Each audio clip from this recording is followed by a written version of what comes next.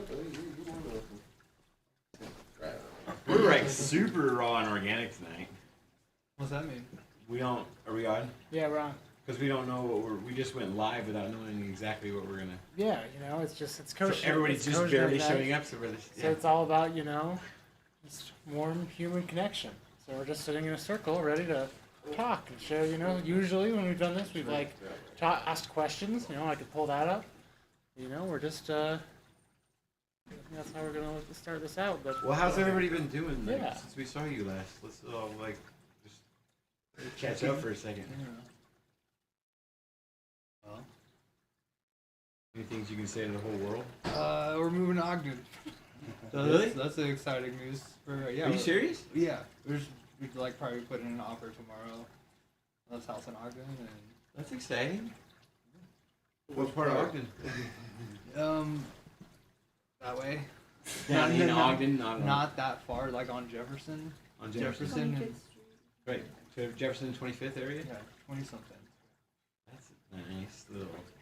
My buddy just ready to move to 27th and right there, 27th and maybe even Jefferson. What? Or don't? I don't know if they're not listening. This is just like these people I want to know. Oh, Melly! Hey, girl. You so excited that we have visitors? So what's everybody else been up to? Link, you went out. You've been on journeys. Yeah. You went out to the West Coast. Oh, I mean, ish. Made it out to Mount Hood and camped out there for a few days, and made it into Portland for a few hours one day. But it was probably the best Oregon trip I've had because I didn't go to Portland for a couple hours. This was your least Portland, Oregon experience? Yeah, well, I mean, a couple Southern Ashland type things.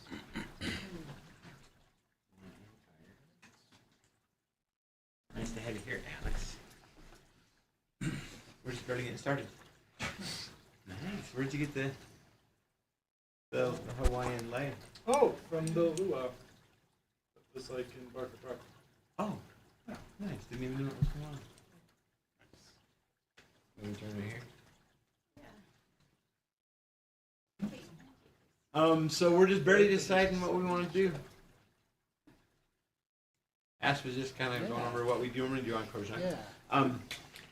I think it'd be kind of cool for us to show you guys that Ash and I have put together a new presentation. Yeah. A little presentation that we went and we said, hey, let's go up to the highest house on the hill up here and go pitch them.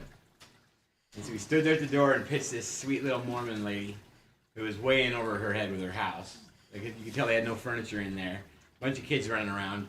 They're in like one of the biggest houses on the hill.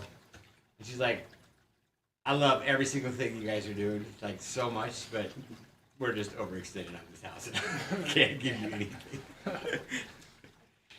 Kind of a thing. At least it worked. It was, yeah, she gave us a very favorable response. We had one single experience with it. But we could show this to everybody.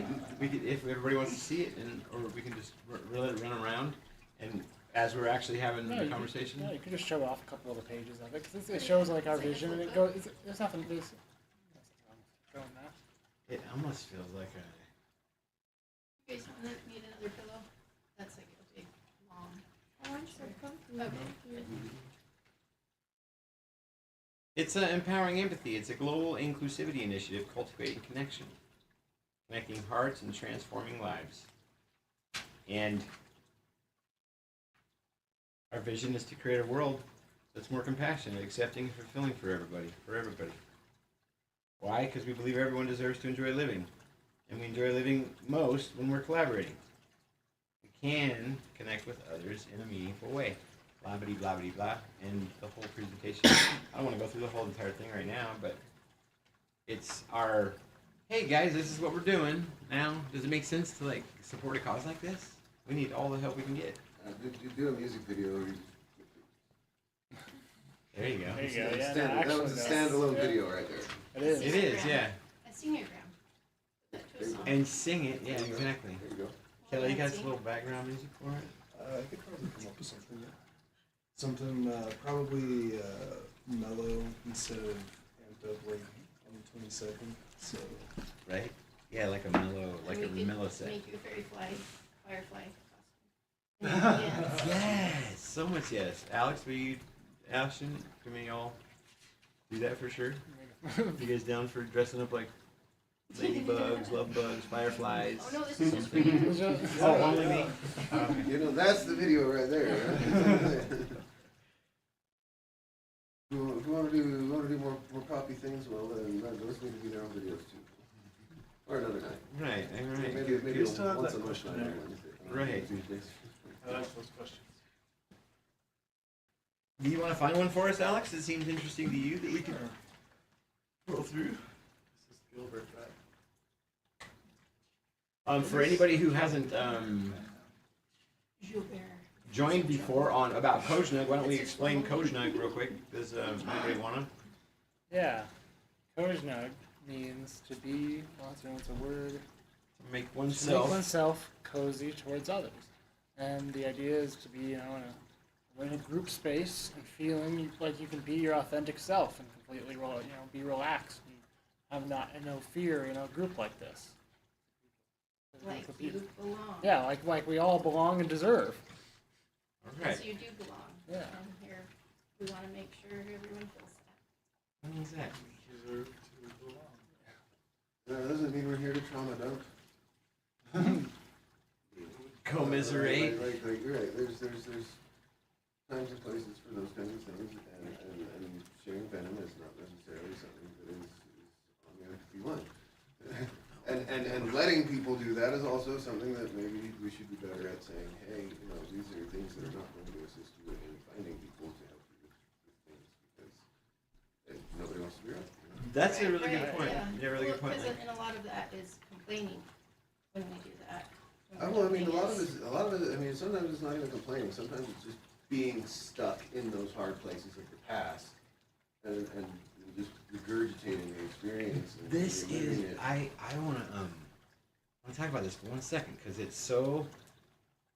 In my experience in life, I have a bunch of people like me that I see out there who are just like, nah, selfish.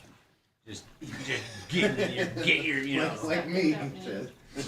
Right. No, that's just how I live my life. I realized very clearly, looking how we mature, and become more aware of how selfish everything really is.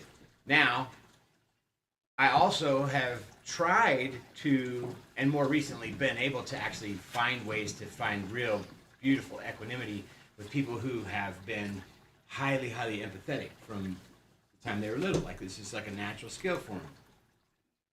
And what I have seen is that we're so polarized and living in duality, living in like this or that, right or wrong, just it has to be this way or that way. Only two options that the ambitious are putting way too much, going way too fast in traffic, causing all the accidents and a lot of accidents and not aware of their impact. But there's all these empathetic people also who are saying things like, and this is the predominant thing I've heard, and there's nothing wrong with it, but I think it deserves conversation because what is empathy?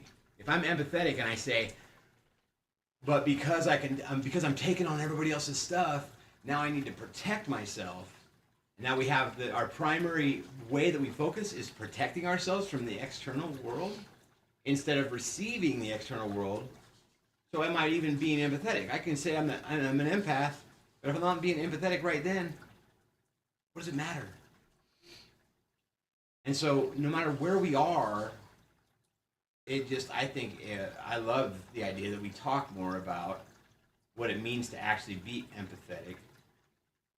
Because to me, it just puts me in a place of seeing my equality with everybody instantaneously. It puts me in an inclusive headspace instead of exclusively thinking that people are going to come around to my special way of seeing things. Thus the need to try to convince people of things and try to win them over for our ideas. Ego things. The student. The ego thing, right? Yeah, trying to actually engage our student inside to be a receiver instead of us just calling ourselves a teacher or a healer or anything and being mostly resistant to what is the unique experience of others. So getting together like this is just our opportunity to get together and, hey, let's have the conversation that everybody's story matters. Whatever is on your mind, if you want to say it, well, then we want to hear it. That's what this is all about. It's like, we truly want to receive each other, because this is how we add to our lives, is by not calling or not having a fear of the full receiving of somebody else's uniqueness.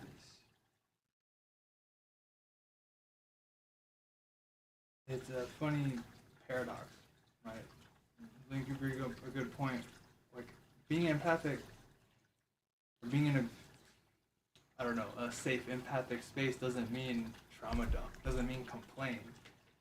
But like, feeling safe to like express oneself, that's a tricky thing. Vulnerably, yeah. Yeah, and it's also like, where does the line get drawn? Because at some point, empathy is enabling.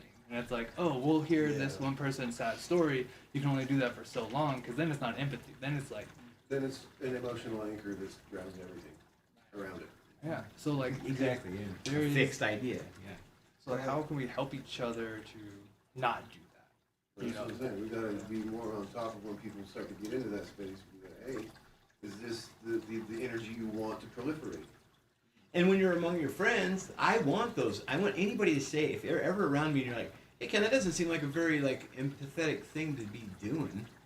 I mean, if you're my friend, I want that information. That's because I'm trying to actually make my life increasingly, constantly better. Well, I mean, it's like constructive empathy is more about the do's than the don'ts too.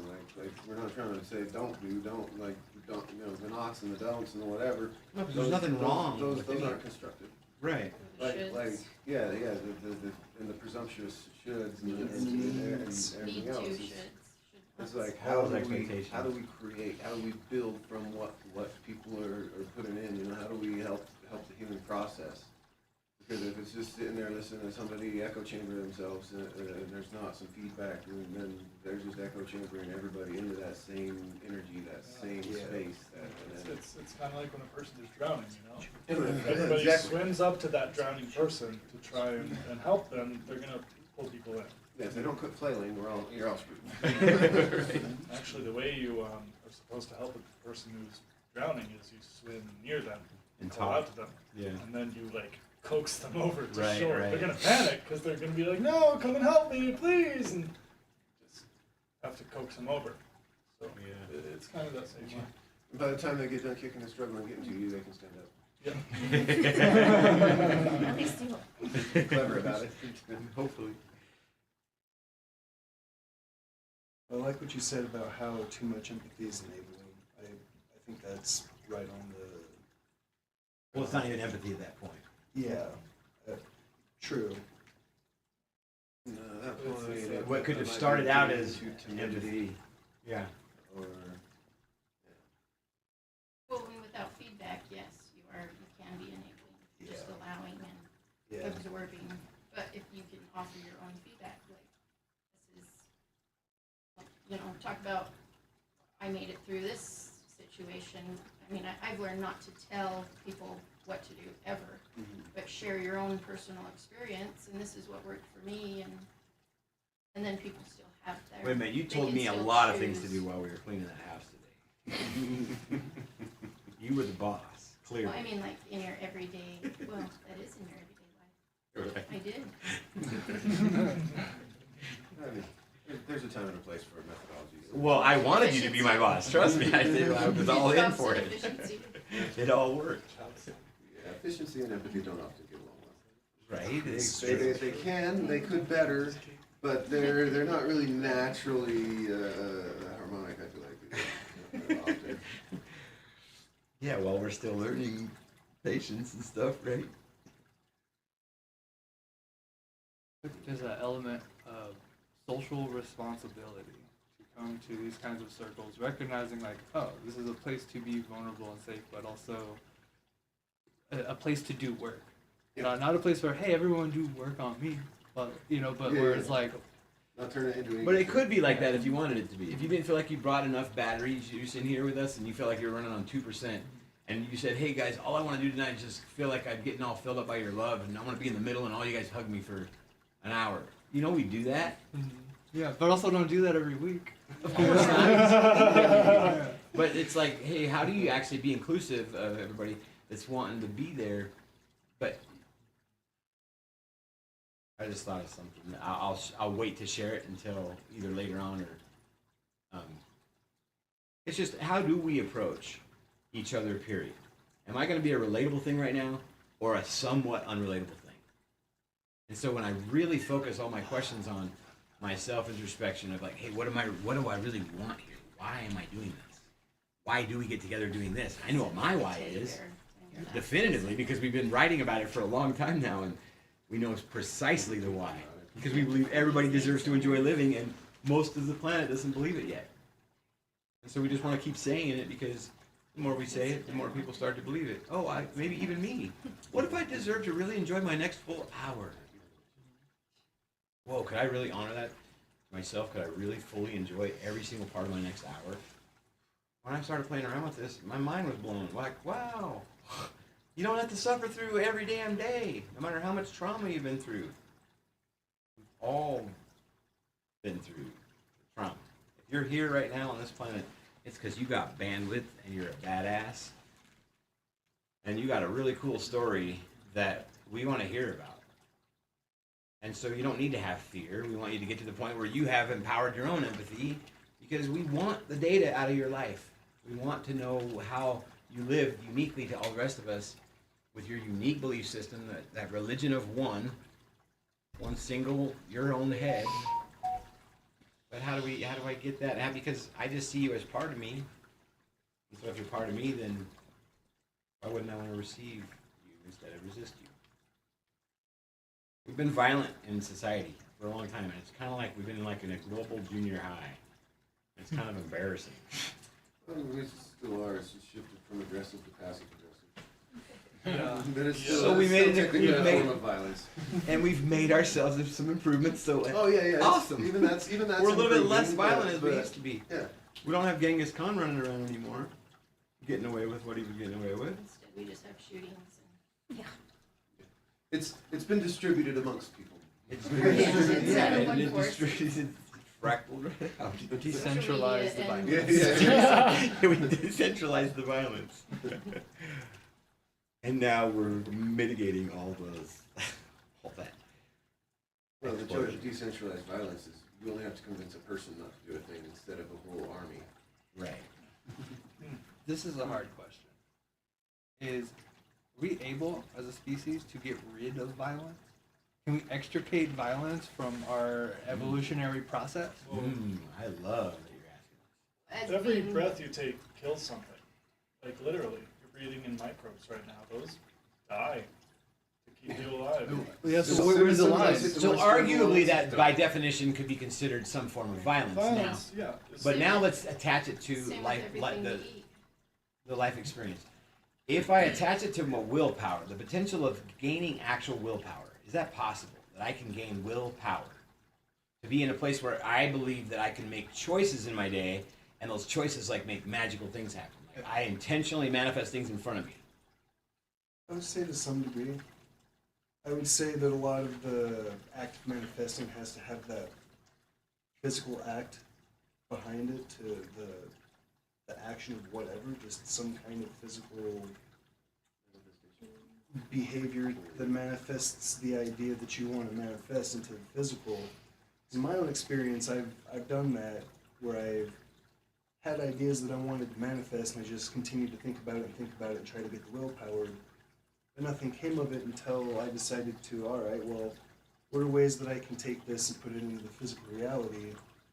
Yes. And then things started to happen when I'm like, Exactly. okay, well, if I You do have the this clarity. this way, and then it just kind of has just snowballed over the years. So, like, I would say yes, but that there has to be, since we are of the world but not of it, we do have to participate in the Physicality. the physicality, the whatever rules or laws or whatever you call them that the universe has, we still have to operate within that, is my perception. And so I do really think that we can get willpower, but it's kind of essentially futile if we don't put any action behind that will. Well, you will be disinclined to continue the effort if there's not action, because You won't wouldn't see do the- it. because you won't see the There's results. no, and so there's you'll no have more to- inspiration because you've met deadness. Yeah. Deadness meets, hey, I'm gonna take my awareness elsewhere. Yeah, that's a What's good way your, to put it. your John Handy about making money? That's fitting. Oh, Say that. oh, Jack Handy's, it's easy to sit there and say you want more money. And I guess that's what I like about it.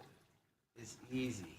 Just sitting there, rocking back and forth, wanting that money. Right, exactly. Yeah. It's a good parallel, yeah. So then, on the contrast, if I want to accomplish something today so much that I just feel it so emotional right now, and just like bring it to myself so much today, in my experience, I'm going to find that thing that I want with massive amounts of efficiency and effectiveness, and what feels to be like, wow, that was effortless. How did it happen like that? Why did it feel so effortless? There was no efforting to be done. What? And so in the Because process, the mental framework was already there. Because your thoughts create your beliefs determine your emotions, and your emotions are the energy that make things happen. right? Yeah, exactly. So if you are present and conscious about the thoughts that you are entertaining, that will create or give you the ability to create the beliefs that will spawn the emotional responses or actions or motivations to do the next step and actually start to physically, present to the world. Right. I don't want us to get off of the whole conversation of like, hey, what is this? Can we get rid of violence? Is this a possible thing that we can get rid of violence? Well, If you leave it as broad as let's possible. back up just a tiny little bit and just like take a look at what our understanding of world history is. It's different for every single person. What world history, what your own personal history, every single person has a different history. So we don't have any world history that's pertaining to every single body that isn't malleable and changeable right now based on what everybody's doing right this very, very second. So whatever I'm thinking right now can be affecting the whole future and the whole past because it's all happening right here in the now. And so The only global ideas and thoughts, and especially records that we have, are basically institutional narratives. that's exactly right. They're not. Yes. They're not histories. No, it's an institutional narrative. It's an art piece. Yeah. It's an art project of sorts because all the words that came out were just articulation. Somebody said, hey, here's what I want to say matters. And so that's all we're doing is just saying, hey, we're going to have conversations, and we're not saying anybody's better than anybody else here. We're just saying everybody's got unique experience, and there's no rhyme or reason to how we do this. What? Just ask each other questions to empower our empathy because we haven't been doing that collectively yet. Well, there are projects, textbooks, because they don't have bibliographies. They don't have references. They just say, we're the word now. Right, we are. Yeah, So that's art. Beautiful art, right? So to keep on the topic with Cam, perhaps we could ask him what he defines violence as, so we can try to narrow it down, because Lincoln made a good point. If we keep violence as Maybe, at a but in broad K through definition, 12, we can get rid no, of zero. it. So is there a more narrow definition that you're speaking of when you So, ask the question? so when I first brought it up, it was broad. What is violence, right? Like killing microbes is violence. Stepping on the soil kills billions of organisms every step, right? And like, is that inherently violent because the outcome is death? But death is just an inherent part of life. So anything that like lends itself towards that process isn't inherently violent. It's just part of the process. Now some atrocity happens. It's like massive loss of life. We can look at it, linearly and be like, this is fucked up. But also like, big picture, that could have been an absolutely necessary part of the process. And like, all I have are my personal worldview is like, I don't want to do violence. I have been a person that has done it and seen the detriment in my own life, but so I don't want to do it anymore. But what does that mean for like it being a necessary process of nature? You know? So could you more narrowly define and even refine your meaning to say force? Let's say like That violence equates to some kind of force? purposeful harm done to others, With or or without more or less just- nefarious. I would Yeah. say that kind of falls into the category of force, would you say? But force is also a necessary part, facilitates change. I'd say the Friction. force is Yeah, necessary. You can have passive I would almost aggressiveness take your that's very definition violent. and add with or Okay, yeah, without that just it's cause. not necessarily violent? And that Yeah, determines not necessarily. Okay. Right. Force is not Whether or necessarily. not a violent act is something we call nefarious, evil, or malevolent. So justice is Yeah. the component. Yeah, because sometimes like force is necessary to preserve one's own life or preserve the lives of others. Other violent people. But then the violent people on the other side Yeah, are yeah, they think just the same. protecting So, themselves. so, you know? so maybe, force. Let's try to get away from the word force. Perhaps pushing one's will on another person, if it Opposing, yeah. harms them, like you've said, because you've Well, even if it doesn't harm them, why would we ever push our will onto somebody? Well, at what point does True. persuasion become coercion?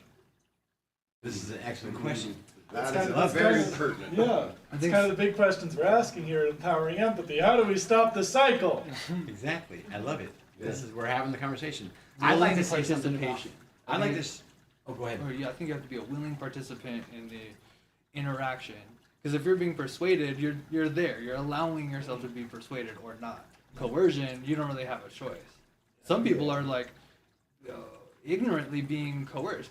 They're choosing to participate in social media, they're like scrolling, whatever. But they're also getting these like downloads they're not aware of that Yeah, someone yeah. else is aware of. Right, and that, Right. and that gets into the whole, ball and mess, the Kelly likes to talk about, tacit consent. acquiescence, yeah. Where simply saying nothing in the presence of something that is objectionable is a tacit. Well, tacit it's wu wei. Yeah, in the East they call it wu wei, the power of non-action.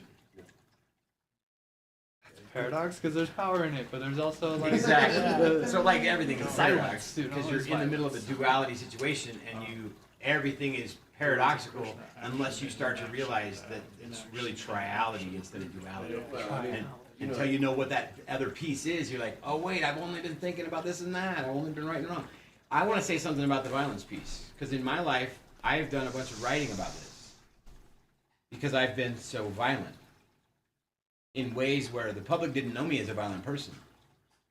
My whole life, I've never been like a violent person going around hitting people. I mean, in high school, I was just telling Ash or somebody the other day, I tried the whole violence thing for a minute. I tried to be a tough guy, and I cut in front of this kid in the line at school, and man, I feel bad for this. I cut in front of him, and he said, if you stay in front of me, I'm going to tell her when we get up there. And I said, if you do, then I'm going to run your head into those metal bars right there. And he told her, and I did it. I was a sophomore high school, and the vice principal said, why did you have to cling his clock so hard? And it just hurt me that I hurt somebody I cut in front of. I was such a dick. I wasn't normally like that, but I tried it. My whole life, I grew up a fat guy, and I didn't feel like people looked at me with dignity. I was seen as you're one of the ones that likes to just eat a lot of food or whatever. And I always saw people looking at me with what appeared to be violent eyes, even though they weren't aware of it. Gaslighting yourself. And so the whole entire time, I had this kind of a victim mentality. I wasn't aware of how violent I really was. I was just looking around and saying, hey, why is everybody so violent? And I have learned how to tame my inner critic. And I've learned how to become receptive instead of resistant. There's a juxtaposition. to be vibrating in a receptive way. I want all this information. I want this all. I want this. I want everybody. Here's my teacher. Every moment's instructive. Fire hose. Receive. Receive. Receive. Versus, oh, cool conversation we're having. Yeah, could sit back and intellectualize. And I'm a good philosopher. I could say a lot of really powerful words that mean a lot. I'll sound smart here. Wait, I'm going to conjure up something really cool to say. That by its nature is violence. I now place it as violence inside myself because it's approaching any present moment, which is the only thing we have, and everything's already okay in the now. I promise. It is. There's no possible way that any of us can be convinced that everything in the now is not really already okay. So when I'm there and I'm in that place, hey, everything's okay, then I have surrendered my violence. I've surrendered my resistance. I've surrendered being a thing that goes around and boom, bounces off of you. But just like when you take two atoms and you try to force them together and they just repel because we're trying to force them. The second you just put them next to each other, they just connect. But they do need specific conditions in order to do that. They don't just do that. Exactly. So what we did was we created for ourselves a cool thing called life to be able to have some pretty cool circumstances here, right? Because this can get to the point where you can have your own heaven on earth, whatever you want to call it. It just keeps getting bigger and bigger. Your levels of consciousness, and my levels of consciousness, I don't want to put a number on it. My levels of consciousness have gone up by multiple numbers in the past just month. I can't say a bunch of things that I want to just be able to say just because there aren't words for it. You don't know the words for it. What? You don't know the words for I don't know the words for it. I'm too There may be stupid to know there may words be for it words so for far. it. I don't have that art yet. But I'm very quickly accumulating more and more art inside of me because I'm devouring Kelly's appreciation for self-determination and music that folds you in. I'm just like, what? And what? And then Link's ability to, every single one of you all have these unique parts that just like, man, I'm fascinated by your life and what it adds to my life. I'm a more valuable thing just because I receive you. So now I'm not violent. I feel like an inclusive thing instead of an exclusive thing. And so when somebody says, hey, well, are we really able to get rid of the violence? I'm like, yep, I know we can because, yep, I did. And I still have all these vestiges in here and I'll come up with it, but I know what I want to vibrate with the second it happens. If I'm violent, ooh, it hurts me. It hurts me. I know how to have my awareness inside now. I want to be pure to myself. If I'm not pure to my own ideation of what a life is for me, whose fault is it? My violent self. The thing that hasn't tamed its inner critic yet. I have to go because I'm late to meet with a friend, but I love you all so much. Oh, I'm Alex, glad it was so this nice is to nice. have you Thank here, you for buddy. getting co-snug with me and allowing me to be co-snug with you. You're so awesome. I love you. You're so good. This could take like several hours for him to get out of here, this guy. Yeah,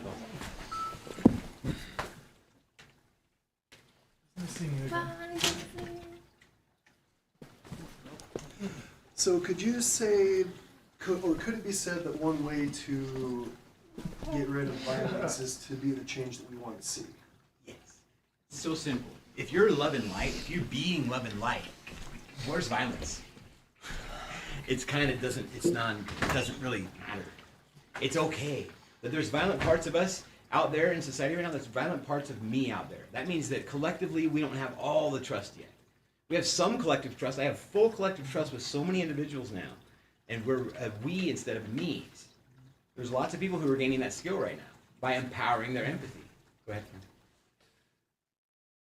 You brought up willpower earlier.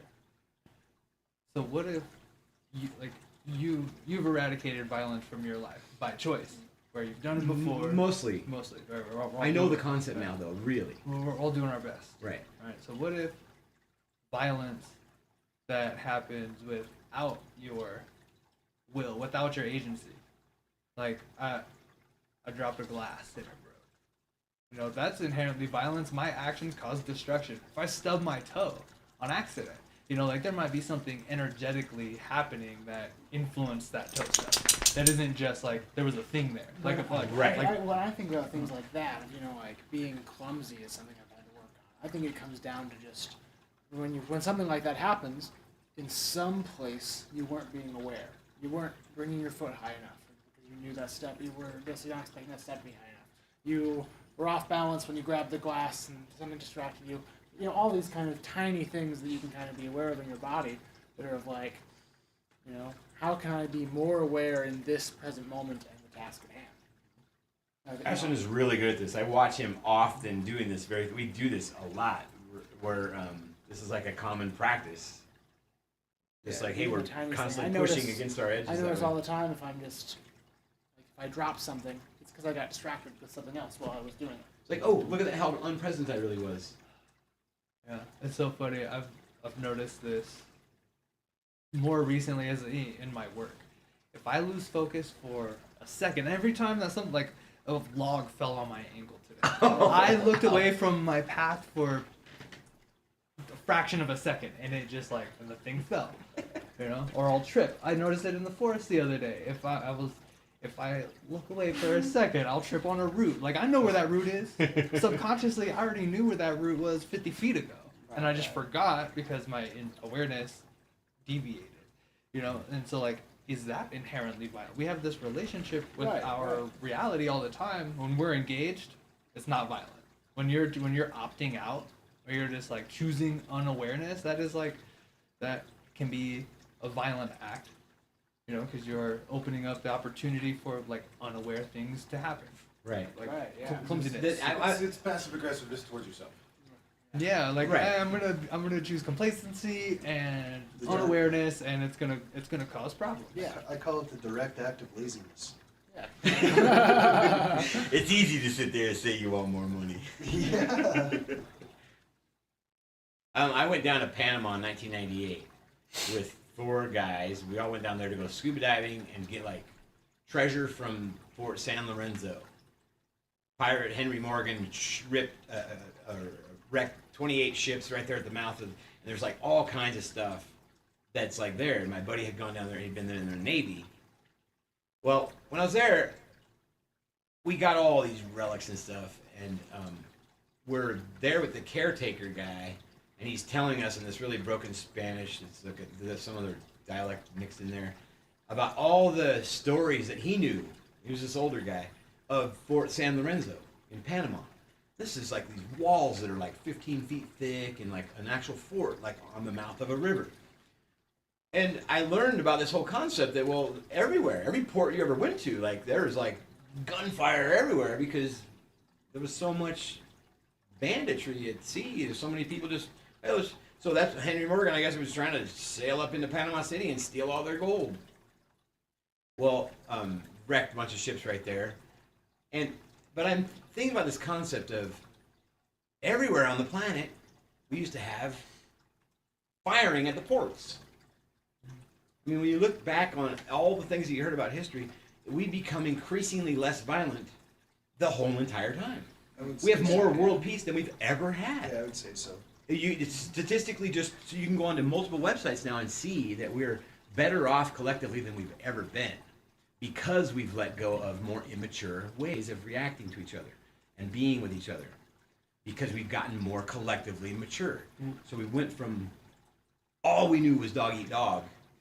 Line up in rows, march towards each other, and shoot. Like, Yeah. wait, what? What? Are you kidding me? It's like, hey, somebody's got to be smart enough to like go around and flank him from the left or something real quick. What? You know what I think happened is, I think the divine right of kings fell when America caused their uprising because the USA, they made the model. Kind of did away with it, huh? Yeah, they made the model of how to Not have a monarch. break free from the monarch and control yourself. And so, you know, we look at the history of that time. I think the 18th century or maybe the 19th century was the age of revolutions, because America said to the parliament in its essence, but the king because he's the executive, and broke free. And I think destroying feudalism and the divine right of kings ultimately gave way to not having a violent temperament, because prior to then it was always the king or the monarch and their privy council or their small select group of nobles that controlled everything, and it's like they wanted more land, so they would tell their nobles to get the peasantry round up and get your arms, we're going to go and invade, and that just doesn't happen anymore. So centralization correlates with violence to a degree. It has. Yes, I would Now say it's that in gotten a sense. More sleuthing. But we've kind of revolved in the sense, which is kind of funny because they called it a revolution, American Revolution. We've kind of revolved back to where centralization is the problem instead of, because from my understanding, Centralized institutions rather than centralized like figurehead or government. yes, necessarily. yes, It's still fragmented centralization. There's still lots of entities that control their niche. yeah. So one case law in my research that I found a long time ago was one that said, "He who was a subject of the king is now a citizen of the state." And so, just like you said, that was the one person, the divine monarch. Now it's divine government. It's the government that's the holder of all of the answers and stuff. The external savior. Yes, and so just from that and breaking free from monarchism and trying out ideas of republicanism and democracy and those things, we've kind of built the world that we're in now. And with the invention of human rights in the 40s, that's helped at least around the world, not in the U.S., but like people generally have the poorest of the poor is the richer than the richest king in the Middle Ages nowadays, if we think about it. So ultimately, our standards of living have gone up, and we've reduced violence since we got rid of kings, or the idea of the divine monarch. Of anybody to rule over us. Yeah, So we well, started well, truly empowering ourselves to understand true strength Well, instead of false empowerment. instead of one individual ruling over us, we consent to a group of people doing it. And that makes it easier and better because Oh, now we're just got a representative up there. Well, Yeah. because you're now all of the anger and ire and upset is no longer being directed to a source. It's having to be divided up into many smaller sources, so that Yes. helps too. And people love to play those games. Anybody who's involved in politics, I mean, you can just watch how they thrive on the environment. Corporations too. Oh, we're being sued. Oh, great. Well, let's have a new name tomorrow. yeah. It's all a bunch of legal games. So I brought up that long spiel to say I do agree and do see the evolution that you speak of, but I want to try to pinpoint it at the fall of the divine right of kings, because just from my looking at and studying and observing the past, that's kind of when despotism went like that and freedoms kind of went like that. But like I just said earlier, now it's kind of going back down to where it's like that, and despotism's starting to come back up. Well, So- look how many countries ran with the framework of our Constitution to create a more independently sovereign kind of a feel of all these independence. Eventually, we get to a point where we're like, hey, what is this independence thing we've been talking about? That's why we're doing what we're doing now. We said, hey, we're too clunky to understand collectively this basic concept. And other It's still too entities clunky. have And it's moved in potential. to like the control doesn't go anywhere. Feudalism goes, a state comes in. We start relinquishing our need to like rely on the state. Other entities move in. You know, like It doesn't matter how you frame your control or your governing agencies or your institutions or your corporations or businesses or any of that crap. It's the people that are put into those positions and accountable and their responsibility and their ability to hold to those principles. That really define the ability to be holistic and empathic and inclusive. Right, and we've lacked that vision so far collectively. I We- saw we- that stuff out of the we UN. got rid of the kings, but then we have Bush, from the CIA all the way through 2 presidencies, and it's like starting to follow this monarchic model that's got twisted everybody's heads up. I what would about say, Meta or any streaming app that has anybody like fully engaged in this this lens to see the world. Kind of through. like could be perceived as a similar kind of an entity, right, in their lives, Yeah, like a who's- governing who's body. running it, who's in charge, and what are their beliefs and values? Yeah, Because what's that actually- matters yeah. more than the platform. Well, Exactly. to kind of get back on Obviously to, driving There, something. yeah, to kind of get back on the topic of why I think despotism's on the Yeah, we gotta rise teach is that stuff good, because otherwise it's gonna teach uh, itself. one of the most renowned jurists from 1750s, Vattel, his name's Imreditta Vattel, he wrote right in his treatise that the founding fathers used that a republic is an aristocracy. So from that, all republics are aristocracies. If we go back to what Aristotle said an aristocracy is, government by the worthy. So already there's this idea that there's only worthy people that can get to that position that can do that. The word worthy kind of messes with that a little bit, because in my world, I like the idea that I would have some little governing body down here that has our, garbage thought of every week, that's going to come and collect our garbage. I want these kinds of things in my world. There should be basic things. Dealing with the government, there should be this small little building that does all the little shit. Where's the like, public servantry in that's- that? That's kind of, oh, sorry, I didn't mean to cut you Yeah, off. yeah, That's kind of why I said not here in the United States, because sadly, how the Constitution's written, treaties aren't laws until the Senate or the Congress puts it into law. And so when you got human rights treaties like the International Convention on Civil and Political Rights, and they sign on to it and they ratify it, but when they sign on, they say, oh, Articles 1 through 24 are non-executing. That means that it doesn't matter until they put it into their own laws. Section 1 and 2 is all about self-determination. So right there, the U.S. has said, oh yeah, human rights, whatever. They don't mean anything until we put them into law. And so it's like, Exactly. So you're saying these beautiful words, like.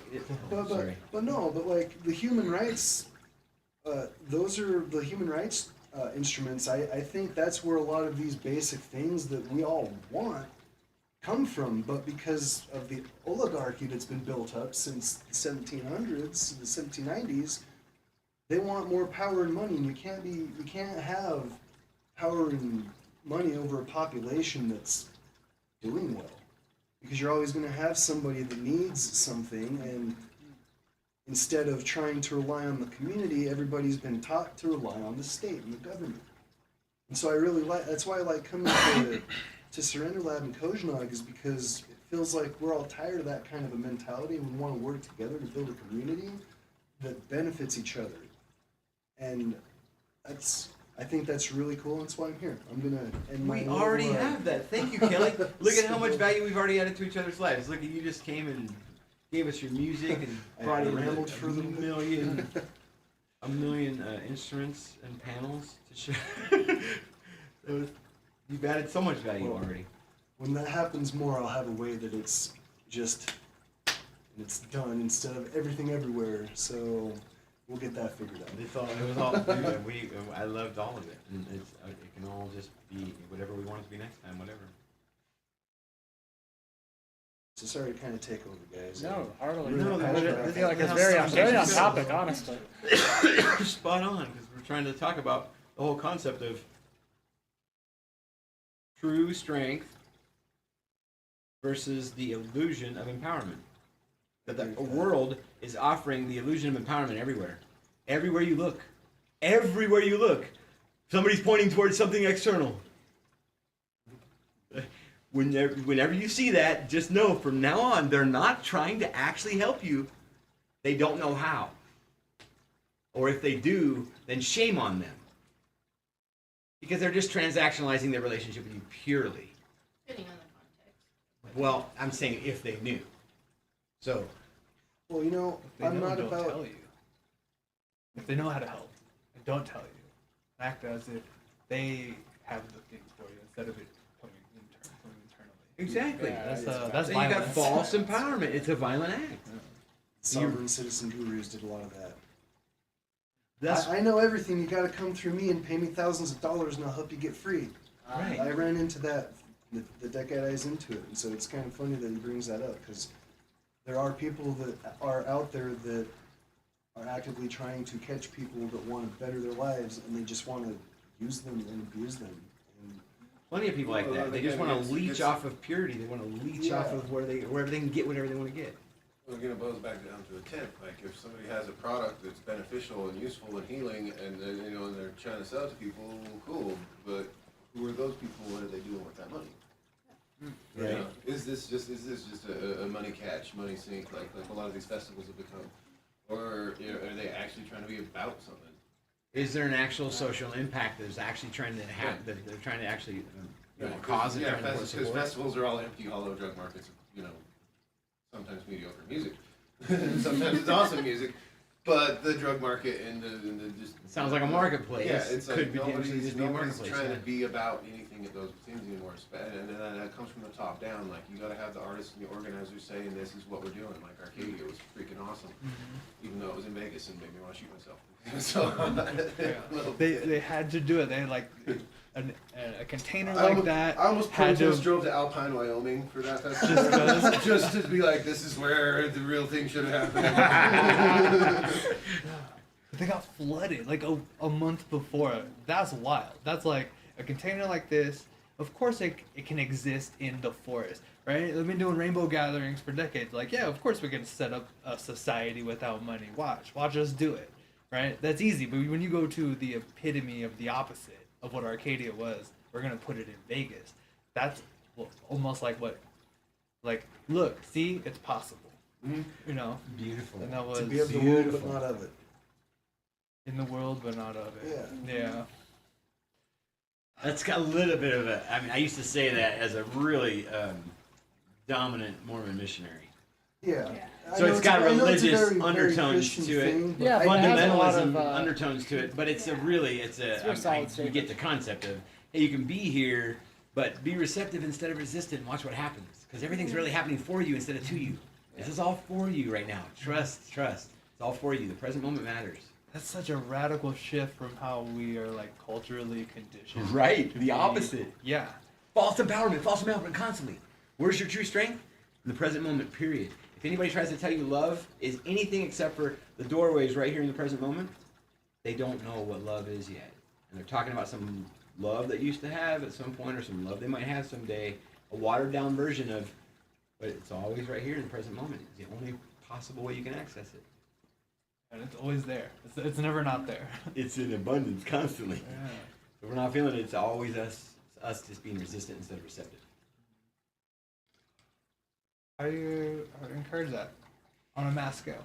What we do is we Well, do surrender like that. this, Every surrender Monday that, we go to yeah. insight night and we get between our thoughts. And on Wednesdays we show how to go edges and we show how to heal ourselves. And on Thursday we go COZSNUG because we show how together we're better. We enjoy life better when we do it together. So the three big huge pieces of vitality, abundance, and clarity, they're all covered there. We can have a well-rounded life by just doing those basic things, and it's really fun and effortless with your friends. And the angle of therapy. All of those things, like Mondays, Wednesdays, and Thursdays, all of them are conducive to mental health. That's why we call Surrender That beyond therapy, because when you come in, you're like, oh, wait, I just learned how to become my own therapist? Oh, wow, I just learned how to heal myself? Oh, wow, this is kind of cool. I just learned how to have a conversation with myself and then heal something? That's cool. That's not always the case, though. Sometimes people really do need to go to therapy. There's a definitely a place for I'm somebody going else to to not turn heal to. my own anger. I'd love to Like, ask you. there's no fucking I'd way. love to ask you a question about that. Do you not feel like you can process those kinds of things with not necessarily this group, but your friends, your people closest to you? It makes me angry. It makes you angry. I don't want you to tell me. I don't want my friend to tell me. I'd rather have a therapist tell me. Then I can't get mad at my therapist. I'm paying this person to tell me shit about myself. I'm not paying you to tell me shit about myself. Creates the ability to see the objectivity. Yeah. Yeah. Because a lot of the times We- when you are in that upset mind frame, and people are around you, that's what they're gonna get is the upset. Yeah, and then help they're gonna doesn't and seem then like and then help. and then even if they come at you with some rational objective and they Yeah, maybe hey, take a it's step just- back, Yeah. then it Like, just blows don't- up more. Yeah, don't Sometimes tell me But the about model Sometimes. itself is got some clunky nature to it, and it's better than what we had before, because every single week come up with constant new forms of psychotherapy that are all very effective. But the reason we call Surrender That Beyond Therapy is because the present moment always trumps everything. No matter what somebody ever says, their method is that they all work as long as you approach it from a standpoint of, I'm going to self-heal myself right now. I'm in a process of, I want this therapy session, no matter who it's with. If I paid and I transactionalized the whole thing and I went to a therapist, that's perfect, because now look what I can do for myself, and I get all this new information that changes my life. One session can be a life changer, right? Well, that's what we found out, is that every single present moment's a life changer as soon as you realize how powerful we really are. That's a huge letting go.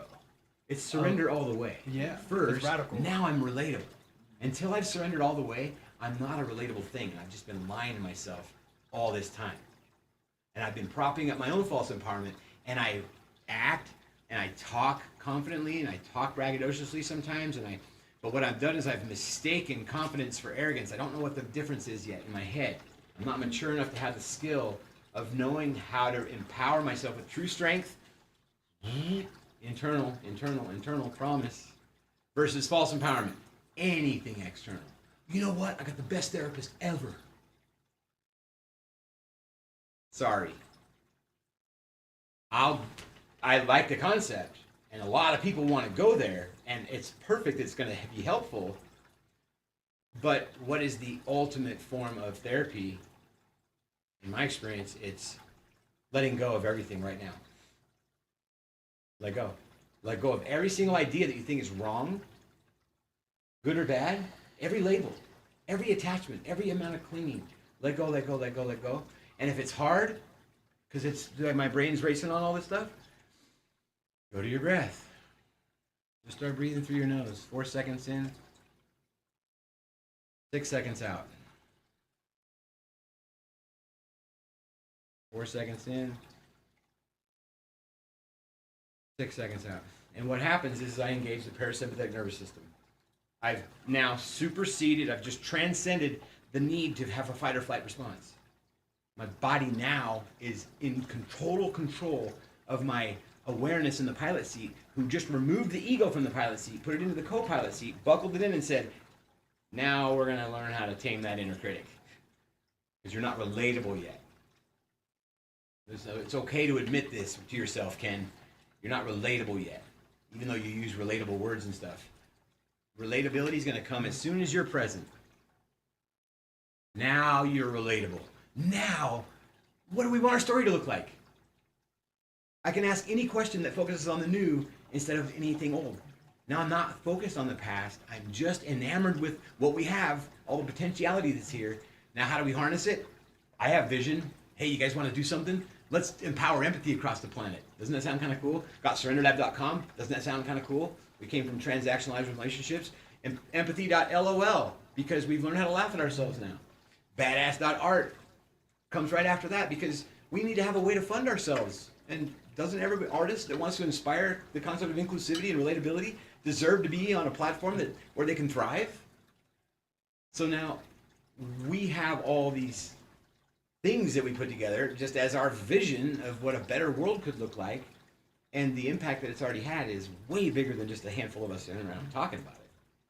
We've already done so many things now that we all know about that have had massive impacts all over the planet. And so, well, we don't have to be doing this. And there's nothing right or wrong about it. But in my world of, if I want to do anything, and I get to do anything, and why do I wake up in the morning? Well, I want to wake up in the morning to inspire the concept of inclusivity, because I think it matters for the planet. I've already seen how much it's helped me in my life and the countless numbers of other people so far. So how could I possibly stop?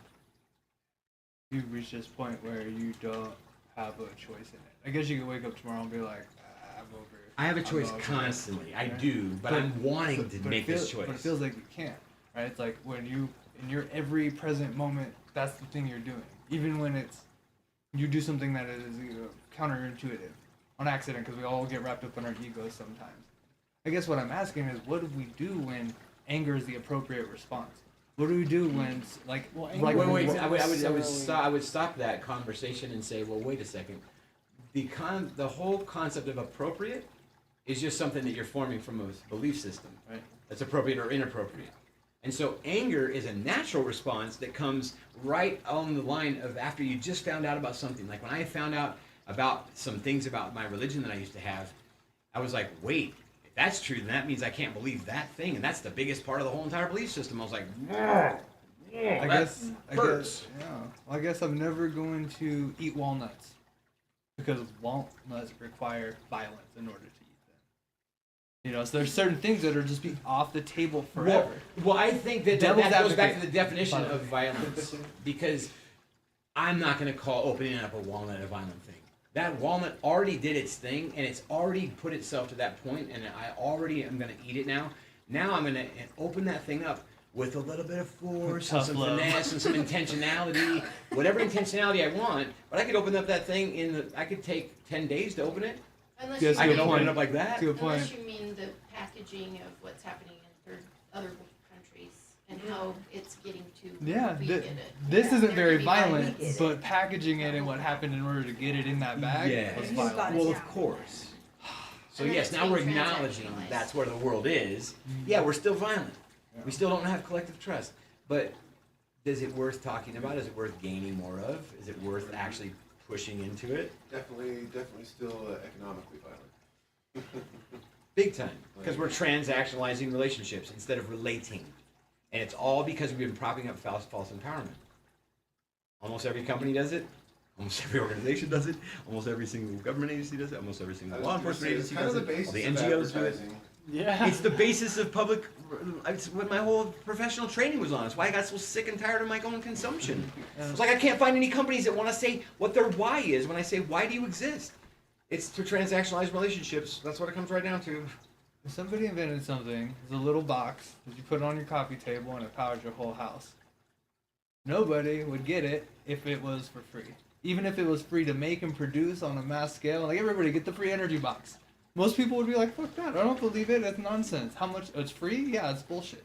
You know, we live in this framework of capitalism where in order to get good tools and services out there, it has to come through these old, fucked up been channels. indoctrinated If you our whole underbid your lives. goods and services, people will think there's something wrong with them. Mhm. Right. Yeah. It's like, I'm just trying to provide, I'm too not trying to, trustworthy, yeah. no thanks. You know, You don't want my help for Okay. free? Really? And it's funny that you bring that up because when I finally broke free from my sovereign citizen stuff, I just only maybe stopped a few years ago. I tried to provide for free to people, hey, this is the answer, this is the answer. And they did exactly what you did. I cannot count how many times I was called a government shill by those people. I really wish I was paid to waste my time with those people. That was some of the most frustrating frustrating time in my life because people don't want things for free. They think there's a catch. There's no catch. We've been taught that if it's free, there's always a catch. Yeah, exactly. it's Like like, Ken no. said, we've been conditioned. But we've been calling bullshit on it the whole time. We haven't charged for Surrender Lab. We don't charge for empowering empathy. We wrote a curriculum for the whole entire world. We're not going to charge to give it out to everybody. We're spending all of our time, spending so much sweat equity, just putting all this labor into this thing. Well, it's because it matters. It's a real cause. I'm attaching myself to a cause that's way bigger than me. It's all of us. I'm saying the cause seems to matter for every single person. These words, empowering empathy, seem to matter. That universal declaration of inclusivity seems to matter because look how it puts us past the immature, clunky status of still propping up self-sufficiency and individualism as if it's the Holy Grail. The most you'll ever suffer in your entire life, I promise, is when you feel the most individual, the most independent. Because you're acting like you're not actually having an impact on everybody else. You're acting like you're not actually connected to everybody else. Like you're not actually in this together.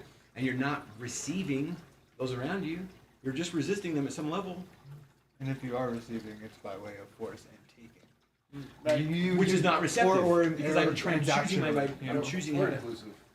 more inclusive, yeah. So if nature made us to where we're basically useless in nature because we have to make weapons to survive or else nature will kill us, if we've been formed in such that way and we come together in groups and call that group independent, is that necessarily? I don't call this group independent. For myself. Well, they're codependent in the sense that they're each relying on each other to perfect their needs. But that I whole see it- group I is think still it's different than completely that as part of well. the whole. You know, it needs its environment alone to survive, to even exist at all. So it's still, it's a relationship with everything else. Interdependent is probably more proper than codependent. Yeah, I would yeah, change true. all that terminology to begin with. I wouldn't even use the word dependent at all in there. Well, Because we're not dependent upon each other. As soon as we realize that we're just more aware of our impact on each other. I'm not dependent on any of you. I can receive you, but if I'm dependent on you, I want to resist that. Because I'm not dependent on shit. I want to grow up beyond my need for dependence on anything. So interdependence is, I think it was Covey's attempt to try to point a concept out about how we mature. From dependency through codependency. I don't want to be a little codependent thing anymore. I want to be independent. This is where we were collectively a few hundred years back or whatever when we went through. We want to break away from the gang. yeah. Well, where I was coming at is nature made us so we die if we don't come together. Like, that's a fact. Yes. We don't have claws, we don't have fangs, we don't have anything that can really protect us unless we come to, well, our reason. That's where that's where we're different than all other creatures. And so where I'm coming from is, I agree with both of you 100% with like my whole heart. Where I'm coming from is, while we can come together and get rid of independence and we can call it whatever, we still have to acknowledge that we're all still a separate part of that collective whole. Yes. And so, How do we respect that? yeah, Fully. It's to hear your whole story and to gain all your information from you. And until we have that in equanimity, we don't know what relating looks like us. So we can't throw individualism out completely. It's still You just can't a throw it out necessary ever. component. It was a really important part of my life. I had to gain that. It's part of my maturation process. I had to know what it was like to become an independent thing. Now, as soon as you're there, you have all kinds of lessons that you start learning because that's ain't the end of the story. Right. And so we constantly get it increasingly easy for us as long as we want to let go of our violence inside. That's my experience. I now get to say,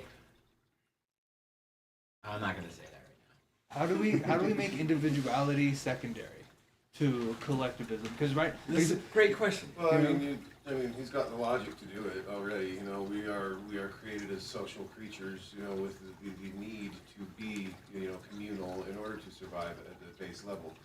And you get into individualism and the exploration of ego and the recognition that we are all individual, compartmentalized, schizophrenic versions of source self-discovering. We're all from the same consciousness. We're all the same entity that through longing for company, essentially, has decided, well, let's do it this way and populate this universe with all kinds of mass and matter, so that we can interact and explore and keep each other company and be, try to be good neighbors to each other and whatnot else. It's like you kind of have to recognize that individual component is where free will comes from. It is the gift that makes this whole thing unique and then valuable. So we can't just throw it all out the window, but we have to recognize that the value of the community is how we make it to the next steps. Past, once you become a self-made person, well, what else? So you're going to stack money and just become a billionaire hoarder like the rest of them? Or are you going to break bread with your knowledge and your experience and bring people into a community and diversify from there? And in bringing them into a community, the community basis there has to be some sort of common knowledge on what relating looks like. And we didn't have that yet collectively. It's just so simple. Because we don't have it collectively, we're not going to be doing it collectively. I think we did, like what's it called, an egregore, like an entity created by a group. So like in the egregore's its ability to conceptualize that idea, like It gives us the yes, inspiration right? to show us how our universe could be. But I would like Can to get to a point can where you turn the egregore into a tulpa? I want to wake up in the morning and be like part of a thing instead of a cam. Where like some mornings it's like Yes, cam. But yes, when that's the normal, when that's the operating system, I Can think you start tomorrow morning and be? I do it some mornings. I'm just saying right now. I'm inviting you to be a part of this as much as you want to be, because all we're going to do is spread the concept of empathy all over the planet. and we need every single kind of possible help we can get right now. I I'm know, wearing like because 18 I'm good hats, at he's wearing contrast. 18 hats, she's wearing 18 hats. We're all trying to. And where I'm coming and what I'm bringing is all my lost shit, and what I shared with you, I wouldn't have shared it with you if I didn't think that you could come in on it. So that's with everybody that I've shared it with. If anybody's on that aspect, welcome to come and join in. And I want to try to, because I've been on my own for basically a decade with all of that. And so I need to learn how to blend that with that, or have that become part of the objective, or if that's fun, like, How to integrate. yes, like, We don't have collective skills on relating yet. Mhm. This Yeah. helps us gain some basic skills on communication, active listening. Here's how to listen to learn instead of listening to react. I don't listen to react, I listen to respond. Let me say it again. How about we listen to learn instead of listen to respond then? I thought it was really Learning to interesting. become a receptive thing. Oh, go ahead. Sorry. I thought it was really interesting how you brought up, I want to be a part of a whole, not camp. But, you know, I've thought a lot about that, you know, I've thought a lot about, you know, getting rid of the self in the sense of the single selfish thing. Is you think you're separate from the universe. But, you know, that individual self that thinks it's separate is the fact it can even think it's separate is still a completely natural part of the whole that it is part of, and it only exists because of the whole already. So trying to push it away is just trying to push another part of the whole away. It's like trying to not honoring suppress it. a reality that's really our reality. It's like Carl Jung talks about trying to suppress our shadow. Be the most beautiful you can be. Yeah, in the now. Some days.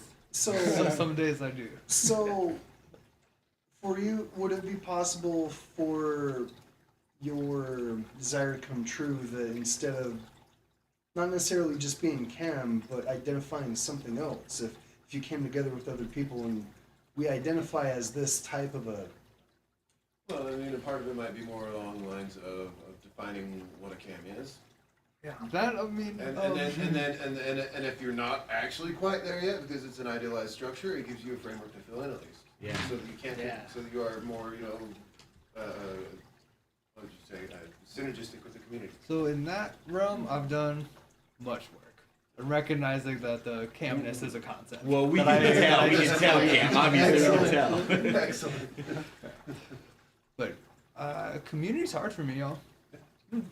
It's been like a theme lately. It's been a theme since getting sober. Like, being in community is, I have to make myself go do it. Like this required effort. I'm like super enjoying my time.